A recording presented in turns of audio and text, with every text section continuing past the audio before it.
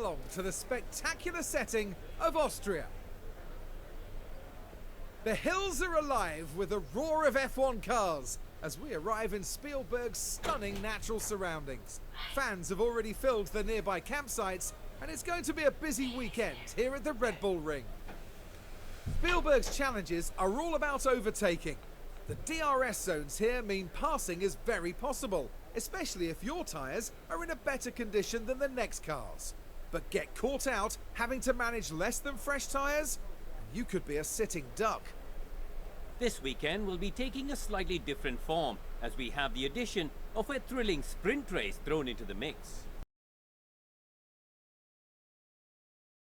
We're all ready to go for the sprint.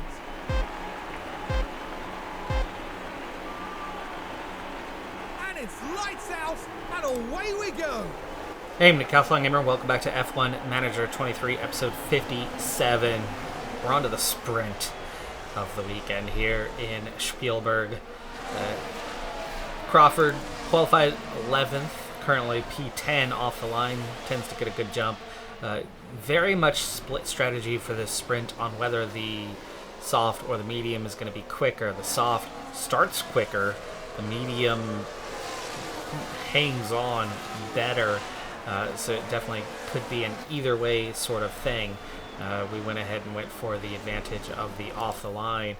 Flores, meanwhile, did qualify 19th, so we'll see how the pair handle this race. We don't want to push on too long, though 2 laps go by really fast here, so you're not looking at too much overheating being a major issue here. But DRS is enabled now, and I think that's close enough to settle in that little bit earlier to help the tires last a little bit longer. As Crawford jumps to 9th place. Flores is also up to 15th. It looks like others have settled in a little bit earlier than we did, and between the soft compound and pushing that little bit longer, we've been able to make some forward progress. P15, P9. Let's go ahead and go forward in time as, you know, hey, it's sprint weekend as we make our way around the Ferrari of Leclerc up into P8 with Crawford now. Into the points. And all over the back of the Alpine, who is over a second down on those ahead of him. Could give us an opportunity here with the DRS to move forward and also potentially slot into that gap. That advantage is gone. I figured with the overtake and, you know, gaining a few seconds beyond them thanks to the DRS, that it might bring us within 1 second of above. We get alongside him there, but have to tuck back in. It actually opened the door for Gasly behind us, who's also gone around Leclerc. But looking good so far, and the fuel is not bad at all. The fuel should easily recover. This is now going to be about the longevity, the life of the tire. Can you hang on and not go backwards in the final laps? We've definitely made the forward progress thanks to the softs, but can we? Oh, there you go. The Alpine out of DRS. We get up alongside him, but then decide that we aren't having any of it. Next attempt, again around the outside, but this time better position. Corner later when we were easily up alongside them. We have good reactions, do we not? It certainly doesn't look like it the way he's reacting, but we're coming out of corner as well, and when you throw in the DRS right after, it's given us a good run. This is all the things we didn't have with Gotha. And we're up to P7 and inside a second. Well, we were inside a second. Didn't seem to give us DRS, even though we were inside a second the whole time until we didn't have DRS. Yellow flag. Piastri runs wide. Rejoins the track. Nothing lost. Flores is 16th, by the way. Piastri is down in last. We are hovering right about a second behind. Now finally starting to close that gap on those ahead of us. That's the key to safety. Well along the outside, and we're around him here on the soft compound, and then immediately up the inside of the Mercedes, and we're all the way up into P5, but our advantage is waning. We're down to 74% on these softs, and we're definitely not going to have DRS if we do complete this overtake, which we do. That gives them DRS. That gives the potential for all three of them to just go bursting right on past us. Definitely not the position I want to be in. I'd love to be second in the train here. and just kind of hold second down the stretch. But the DRS advantage is just too much, and we just go bursting right on by. But I think we're constantly vulnerable to go backwards. Flourish, meanwhile, staying competitive and holding her position decently, but it's only 16th, so it's not terribly competitive. But Crawford really showing the ability to go forward with the 3 DRS sectors and the good reactions. How well can Crawford hold on to that 5th? So far we've gone through 2 laps without being overtaken, despite not having any DRS. Somebody did manage to get alongside us, but we were able to recover and hold the position, eventually dropping to P6, and now we're starting that backwards movement down to P7 in the line. That was what I was always worried about, was that double DRS, triple DRS, somebody behind us just having too much momentum and not having 1 but 2 or 3 cars go by. And eventually it was exactly 2 cars that did fly by us. Also, we're down to that 54%, so advantage gone. Feels good for Flourish now, though she is down to P17 out of both Haas cars at least. Crawford seems to be stuck on now P7. Ocon 2 seconds down of those in front as we move back up into P5. So that gap ahead has grown, and we're back into that initial position we were in. What we don't have is spare fuel to make a push at the moment, but with 7 laps to go, we should have at least a little bit of spare fuel for the final lap to have a go there. But at 46%, the tires, again, we're at the end of our life where, wow, everybody else opted for the mediums. I'm the only one who took the softs. That's really surprising. Same time was expected. No wonder we were able to make forward progress. I've noticed there's a lot of yellow, but I didn't realize it was the entire field.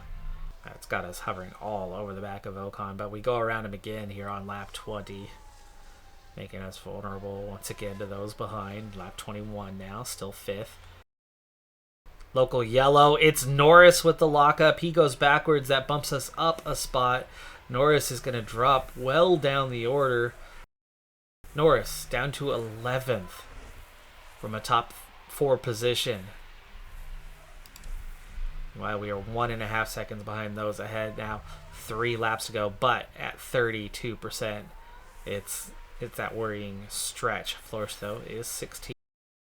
She's got a little more spare fuel to be able to make a push to try to keep her position, but Crawford now ideally in that P5 where we're all over the back of Ocon and getting that benefit, but at 30% as we now drop to just 2 laps to go, really starting to push what we've got and trying to hang on, make sure there is that small chance of a puncture now on these final 2 laps. Eesh. We got squeezed, a block by Ocon, and Bottas is able to get by, and we're down to P6. Seemed to impact him. He's still P9. Final lap. Final push. Go aggressive. And we're going backwards here on this final lap. 23% final corners. Gotta go balanced. Gotta go conserve. Don't run out. Don't run out. Max Verstappen over the finish line. 8th place for Crawford. We do get overtaken in the final couple of corners and run out of fuel right at the line, but we did cross the line in P8. 0.041 down on Leclerc, but it is points for Crawford. Just one of them. And there is Flourish in P17. She also drops 1 position there right at the end. That's a good result, though. Disappointing that we were in position for 4 or 5, but we knew all along with the softs that it was forward early, backward late. And that's exactly what we did. We went from 11th all the way up into 5th. Got a benefit to move up to 4th. But in those final few laps where we were really, really weak on those tires, we did go backwards ultimately. But it was still a net gain of 3 positions on the day. The Norris one may or may not have happened. Probably not. So I think if we were on the mediums, it could have been a very different story. Maybe we could go forward, maybe not. We did ultimately go forward and got a point. Even Flourish went forward, so I think the call to go on the softs was a good one. Here among the Austrian mountains, the grid is now set for the 71 laps of the Red Bull Ring. And there's always a sense of excitement when it comes to talking about Max Verstappen. They're on pole, and it's well deserved. I'm looking forward to seeing what they can do. But remember, anything can happen in Formula One.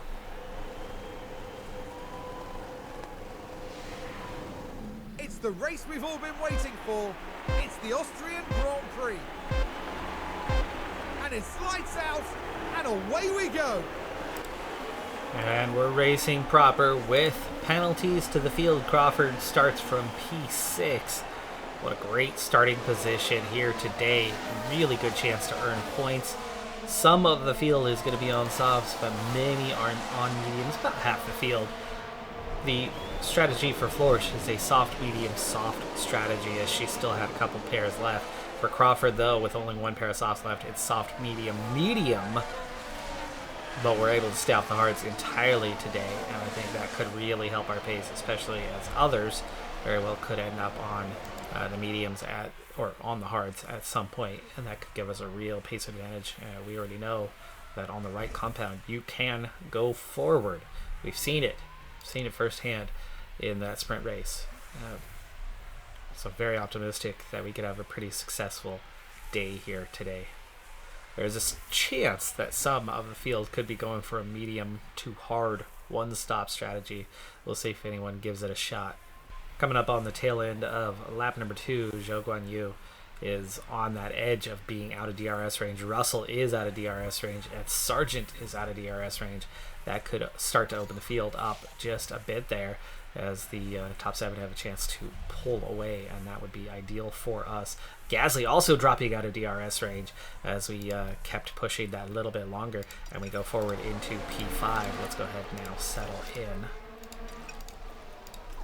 We're definitely going to be pitting a couple laps earlier than we didn't, but then, but the end of that sprint race. So a couple laps shorter on the stint. It was just in those last couple laps where we really fell off, and so we don't have to worry about that here. But that little bit longer push opened that gap, and it got the top 6 to be able to pull away, and that's could work out really well for us as long as we can actually keep up with Leclerc here.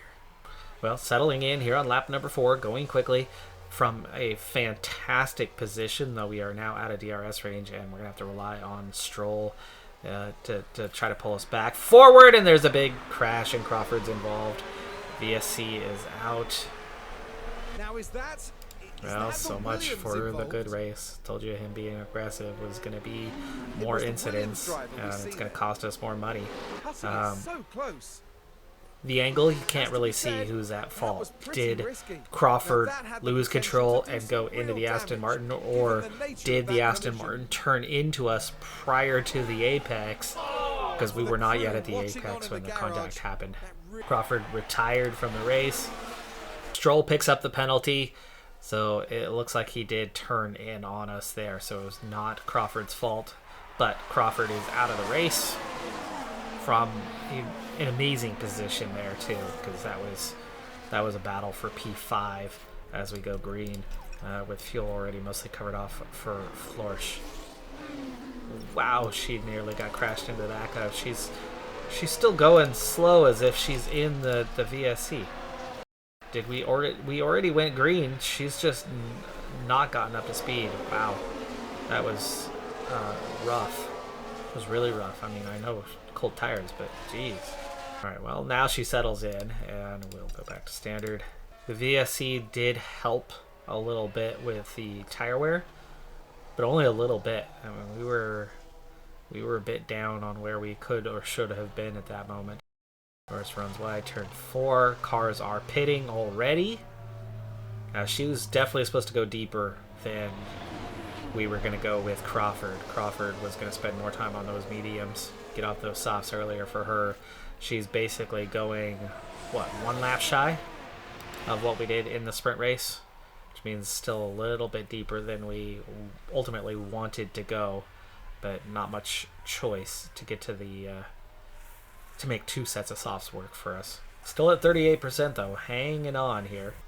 We're going to push the fuel to help keep up with the cars in front before we get into this pit window. Use that DRS to help us out. Now that they get out of the way, it is our pit stop lap. Nice to see that we're close enough, competitive enough that coming off those pit stops that cars do drop that far back and we're not just start P20, run P20, everybody pits, and we're still P20. 2.288. Wow.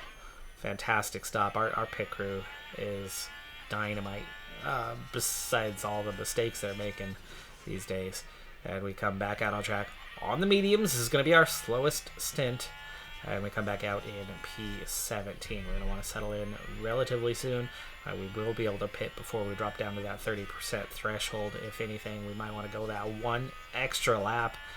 I don't think that's going to be a thing unless there's incidents out there, which incidents are common here as the field stays close and there's a lot of overtaking attempts, but the road's relatively skinny compared to a lot of tracks, and it's one bend after another, but a lot of high-speed stuff. So there's lots and lots of opportunities to come together, and dang it, as we're still getting up to temperature, by the way, like we still haven't, we're just now into a happy zone as that is last of the running cars though for now, which that does suck. Leclerc, I do not believe, has pit yet.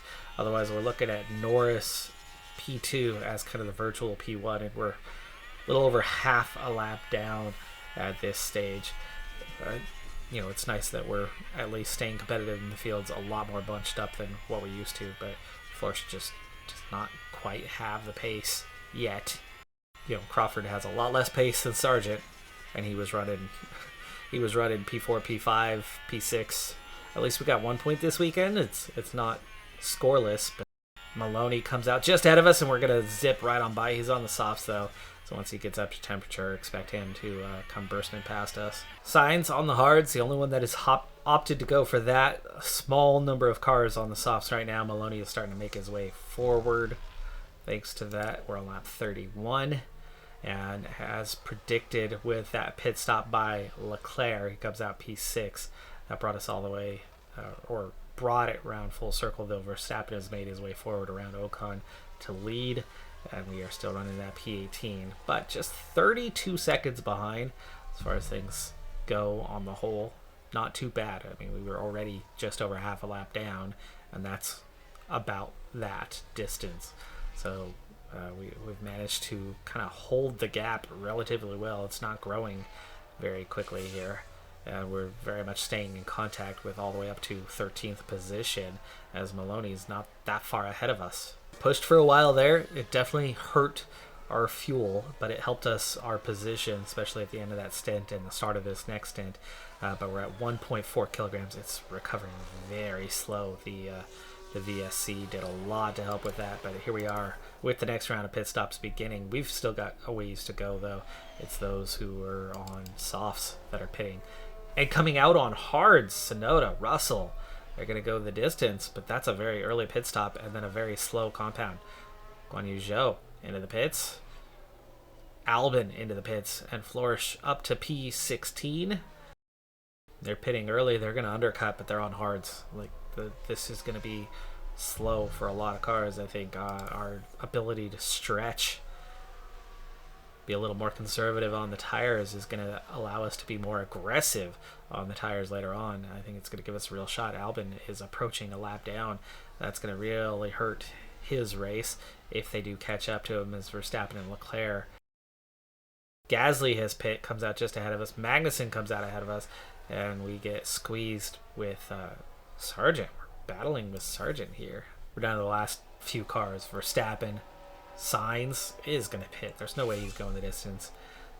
Sargent pits now. We're going to be one lap later. All the way up into P12 prior to the pit stop.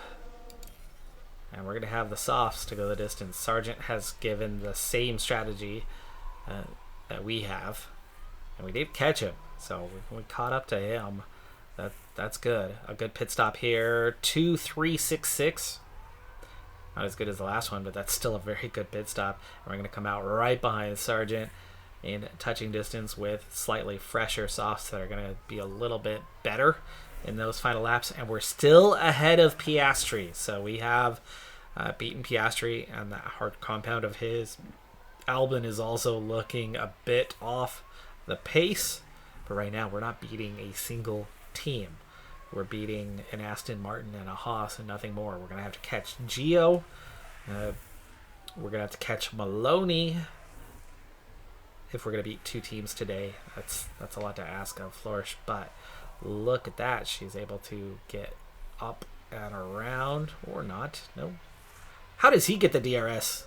Like, when were we ever ahead for him? That's a strange one. We hadn't overtaken. We got up alongside, and that was it. And we were clearly coming from behind, but Sargent got the DRS. Suppose if it tag teams us to get up to Albon and Gio and Maloney and, overtake cars, I guess I'm all for it. Sainz is the last one who has a pit stop left in them, unless he's trying to go the distance, and I just don't see. I mean, he's got maybe 4 laps left there before he's going to drop below 30%. There's no way with 17 to go that's going to make it, so he's got to pit here really soon. Bummed about Crawford, though, because we were in such a strong position, and just looking at how the race has kind of turned out, I think we were in a battle with the Mercedes for 4, 5, 6. Maybe Porsche for 6th, but definitely in the points. Comfortably in the points. And yet, here we are. Now, 8% ahead of Sargent. He's going hard. And Flourish is just cruising. So this is good. She's right there with him and, on the verge of overtaking him. And we are catching Albon. And pulling away from Piastri, who's, more than half a straight behind us now. And we close right up on it as Albon gets a taste of DRS to stay in touching distance. And we're going to try to follow Albon through around the outside. And we do get through. Now we're in that prime position. Now we want to try to get the overtake done on Albon and then just keep right on driving away and see if we can leave Sargent behind. It's another 6 seconds to Gio if we're going to do something there, but we get the double dose of DRS to move on past. And there goes the battle between the two of them. It's an opportunity for us to try to get forward. In those following laps, Sargent and I do start slingshotting, but we're not gaining rapidly on Gio. We're gaining, but not rapidly. It's still 5.1 down, and there's only 7 laps to go, and we have not recovered all of our fuel. We need to do that now. In fact, now we're suddenly 7 seconds down, so we're losing rapidly after we've gone down below the 60% threshold. Losing pace rapidly, yeah. Gosh, we've lost 2 seconds in a lap. All I did was lift and coast just a little bit, and we're losing 2 seconds. Not Crawford's fault. Stroll was found guilty on that one. Like I said, you couldn't tell from the angle that we saw it at whether he was turned in on or whether he made a mistake and came off the apex, because we're not yet at the apex. Closing back in on Gio after getting to over 9 seconds down. Now it's 7. Now 2 laps to go for us. Remember, the leader is actually not far behind us, beginning their final lap now. So they're pretty close to lapping us, but not lapped. Flourish managing to stay on the lead lap on the shortest lap time track there is. It's not the final lap for us. Not the final lap for us.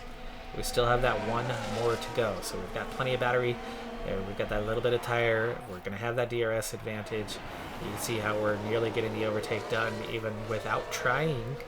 So when we do try, I think we'll have a pretty easy time of it. But there's still going to be 1 lap to go. So as we do complete the overtake, now we're going to have a whole lap to try to hang on to it.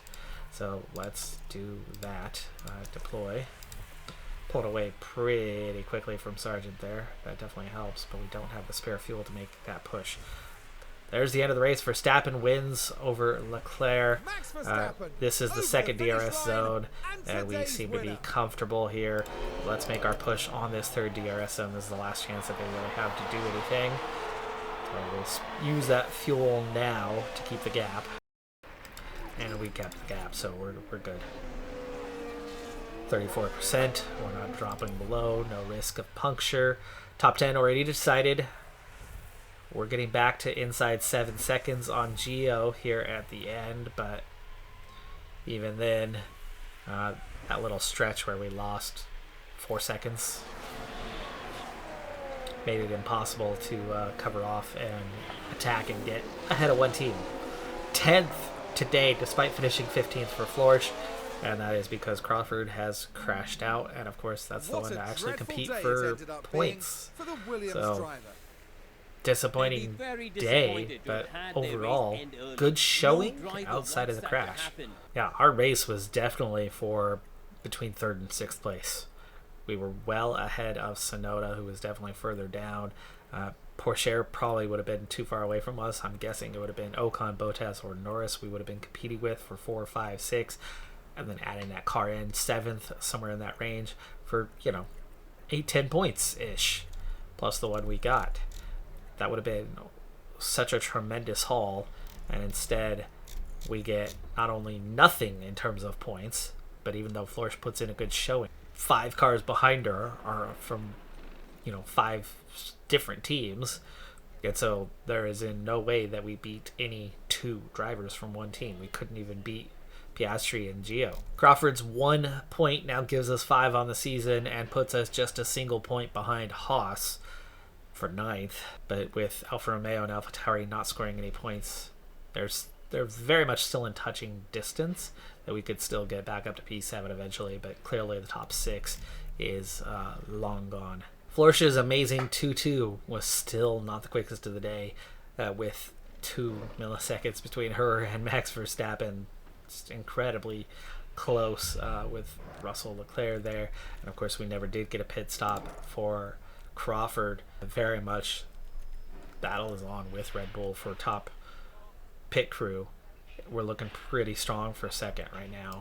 Tanaka has leveled up, now a 58 overall. She's made some rapid progress, and now a 70. Big landmark, big milestone. Flourish, a 70 overall now. So in the aftermath of the crash, 3 destroyed aerodynamic components and a gearbox that has been destroyed. The ERS and engine appear to be fine, but the gearbox is, practice worthy only now, as it was very much along these lines. It should have been at about a 67%. And of course, it was early in the race, so it still would have been 70 plus. We lost about 30%, I'd say, off the gearbox. That hurts. That hurts. That's a lot of finances that go into that crash. Stroll has been involved in a lot of crashes. With a new ATR period, we are going to begin working on our next round of upgrades. Contract renewal phase. Gladys Carter, our last staff member with an expiring contract, has been re-signed. 5 years, $2.75 million, up from the $2 million she was making. But this was her initial contract, so that's not a huge increase. Overall, still a very favorable contract for us. And 5 years. With that signed, here's all current staff. Contracts 3 years left. 5 years now for Carter. 5 years for this race engineer and this one, and 3 years here. So we're looking at multi-year, 3 minimum for all of the staff members, and of course just the 2 week staff members. Eva Moore's a 50. She's out of the 40s now. Or no, was she a 50 already? Maybe she was. I thought she was a 49 before, though. Possibly. At the moment, though, all 3 drivers have expiring contracts. Flourish, of course, we want to keep in that first seat. So for now, we want to get her negotiated to stay on. Flourish is going to have a big contract coming. It looks like we can bump the bonus threshold up to try to get a positive there, but salary is the only thing she's not happy with. So I think we're going to get her signed pretty quickly, but not necessarily yet. With a $200,000 increase in salary, it's still less than $500,000 for Tanaka, but keeping her in the reserve seat, going with the immediate one, which means 2 years is really only a year and a half. At least I think it is, and keeping her in the reserve seat for now because, I think if anything's clear this season is that just getting down to a driver in the high 70s is a struggle to get points, even with a really good car. So having a just now 70 overall flourish, she's not ready to take over the workload for the team yet. It looks like it's going to take one more year of having somebody a little bit closer to her in the overall scheme of things, still being the primary, still being the leader. And if anything, potentially we again, go down a step, but I think Crawford is probably somebody you hang on to for that one more year. But we'll wait a little bit to make a decision on whether we want to get an additional year for Crawford. But at least for now, Tanaka still in the reserve seat. I'm going to be aiming for a little bit of cost savings in our design phase for this part of the season. Normally I'll go for 3 to 4 upgrades in a period, 3 kind of being the standard of late. I'm only going to do 2 this time. It's going to save us a lot of money, and it's going to make those 2 bigger and better. We're late enough into the season where that's starting to make a little more sense. And we also invested heavily in infrastructure recently. We still haven't reached the end of the month. Without the end of the month, and with how things have gone, we're still only up to 6.6 million. So funds are a little bit tight at the moment. That's part of the reason for doing this. But as we have not gone into the next phase here, you can see that I have focused on drag reduction to get us ahead with speed. And so we're going to have to, again, at least focus on it to get neutral. Just a small focus can keep it neutral while making big gains in other areas, but we're also behind here. So in order to get both of them to at least be net neutral, be somewhat positive, we're going to have to put a little emphasis on them again. But we also had been putting emphasis on lifespan to get that much more out of them, and we'll do that here. So you can see brake cooling is going to get a 2% boost, and we're going to get high speed, medium speed, low speed gains with just a small gain here. That's actually not a whole lot for this suspension gain. We want to maybe push a little more into, yes, you know what, let's do it. We're going to take some extra drag reduction again. Moderate gains there, but it's definitely ahead of the other areas, primarily just down to the fact that the acceleration piece is where we are so weak, and we're still getting good gains. Not as significant as I thought, really, for the suspension. It looks like I have the suspension where it needs to be. This is going to be probably the final suspension upgrade of the year. It was one of our weaker components that we were seeing rapid gains on, so I was taking it. Now we're looking at something much more minor, and therefore not as big of a deal to get something out of. Those gains were minor enough that I decided to forego the suspension upgrade entirely. I'm now going to check the other components and see where we can make the largest gains with 2 big upgrades, because I have a feeling I might start switching it up fairly soon to prepare for next season. You can see the underfloor can actually give us huge gains once again. So we have not done much with the underfloor this season. Low speed was where I was really hurting, and so I put emphasis onto low speed previously. Yeah, this underfloor, this is a bigger upgrade. Even though the numbers aren't huge and it's already high, the gain you're getting in that medium speed and high speed is substantial. While it's not much in the low speed, that's because I already pushed it that direction. That's a much more significant gain. So we're going to go ahead and put half of our engineers on that one. That'll be done in 1 month. It's going to take a while.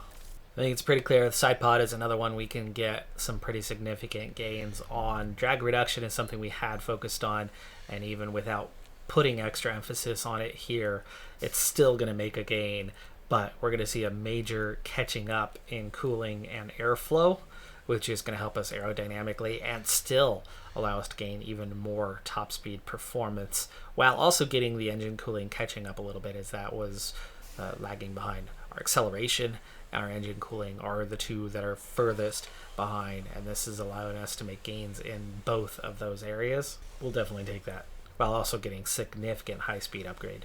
This one just taking 25 days and certainly costing less is going to be good for us long term. Well, trying to battle from the back, we're having a little bit of a roller coaster ride with this one. I'm far more confident in Crawford as a driver, though. He's made it quite clear he can get forward. He can make overtakes. We've just had a little bit of bad luck. In terms of our facilities, we're now at a 62 of 75 overall, and hospitality area needs a little refurbish, but it's one that needs an upgrade, and I do not have the 4.2 right now. We'd be left with 30k, so I'm gonna hold off on the refurbish for now and take care of that upgrade here at some stage. It still has 2 levels left. Otherwise, all of the operations facilities are maxed out. Staff facilities, everything but the scouting department. And then the car development facilities is, of course, the big one where we are actively upgrading the factory. It'll be done in 1 month. Still 100 days till the design center upgrade is complete, but that's the one that we spent earlier this month. Huge amount of money on. Now the wind tunnel is starting to suffer from condition, and that would actually be where I want my next upgrade anyway. So 27 million. It's a long ways off though, but before we're gonna have that money, we might have to, well, the refurbish route 6 million. So no, really, I think we're gonna just hold out, save that money when we have that 27 million, which it's end of June. We'll have it before the end of the season for sure. It's just gonna take some months to go by. September, October maybe, as our other big facility upgrade for this season. Simulator, still level 4. Suspension simulator and car part test center are all level 4s, as is that wind tunnel. This design center is going to be our first level 5. That factory is going to be a level 4. So we're beginning that final phase of upgrades, and that is huge for us. We've got the car to the front of the grid.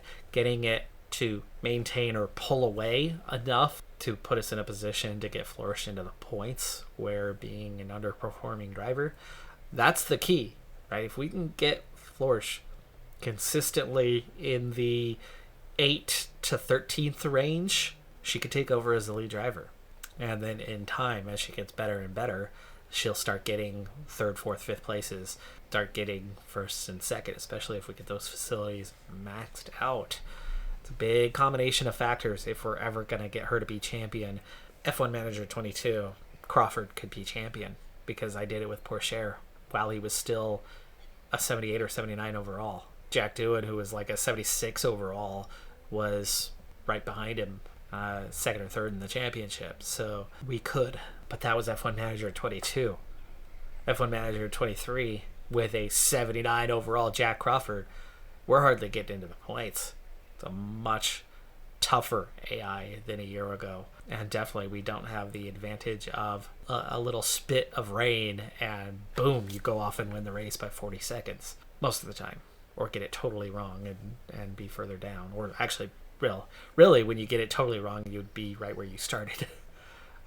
AI is not so easy to beat this year, and as a result, the game itself just offers a better challenge than it did a year ago. Even if we don't ever get Flourish to be a champion, if we can consistently get her in the points and be competitive, I think that would still be a win for our goals. Quality-wise, she's gone from an F3 bottom tier to now an F2 caliber driver. We've got her to a 70 overall.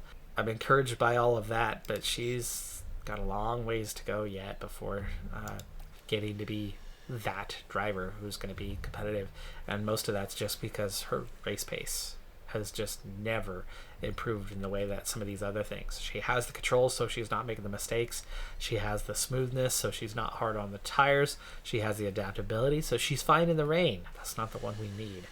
She's decent at defending, not very good at overtaking, but she does have a high enough aggression that she can overtake when the time comes, just not great. But so much of that comes down to just really poor lap time, still, to this day. Realistically, that's a 60 overall, not a 70 overall.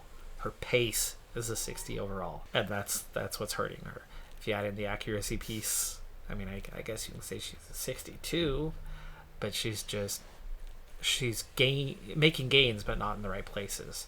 And that's been the hardest thing, to just slowly bring her along. One of the other female drivers may end up outshining Flourish at some point, even though they'll have a lower rating, if we can get better pace with one of them. That'll be something to keep an eye on. That is going to do it for this episode, though. Just the one race, but we also had the sprint race in there. And a lot happening behind the scenes. We are making progress. We are making gains. And Crawford will score a lot more points than he has managed so far. He was close to getting another 10 or so in that race and putting us right on the heels of those two teams a little bit further up, and definitely eclipsing Haas, who is now just a single point ahead. I'm Decathlon Gamer. Like, comment, subscribe, and I'll see you next time. Have a good one. Be safe out there. Bye for now.